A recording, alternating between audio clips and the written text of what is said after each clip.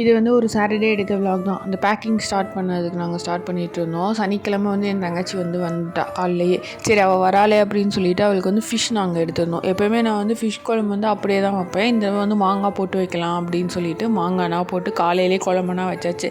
ஏன்னா அப்போ தான் வந்து பேக்கிங் எல்லாமே வந்து ஸ்டார்ட் பண்ண முடியும் அப்படின்னு சொல்லிட்டு ஒரு 11 கிட்டக்கனா முடிச்சிட்டோம். நாங்கள் சமையல் எல்லாமே முடிச்சதுக்கப்புறமேட்டு வந்து சைட் பை சைடு வந்து பேக்கிங்கும் எல்லாமே ஸ்டார்ட் பண்ணிகிட்டு இருந்தோம். என் ஹஸ்பண்டு தான் வந்து துணி அதெல்லாமே எடுத்து வச்சுட்டு இருந்தார். முக்கால்வாசி வேலை வந்து நானும் என் தங்கச்சியும் தான் பார்த்தோம். என் ஹஸ்பண்ட் வந்து இந்த மாதிரி பாக்ஸ் வாங்க போகிறேன்னு போயிட்டு அப்படியே எஸ்கேப் ஆயிடுவார்.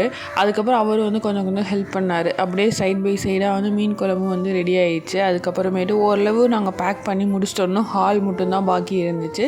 அப்புறம் வந்து நாங்கள் மதியம் வந்து சாப்பிட்டுட்டு கொஞ்சம் ரெஸ்ட் எடுக்கலாம். ஒரு ஈவினிங் ஒரு 4 5 போல் திரும்பி அகைன் வந்து ஸ்டார்ட் பண்ணலாம் அப்படின்னு சொல்லி ஒரு பிளான் வச்சுருந்தோம். ஏன்னா சாட்டர்டே சண்டே மட்டும்தான் இருக்குது. மண்டே போய் பால் காய்ச்சணும் அப்படிங்கிற ஒரு பிளான் பண்ணி வச்சுருந்தோம்.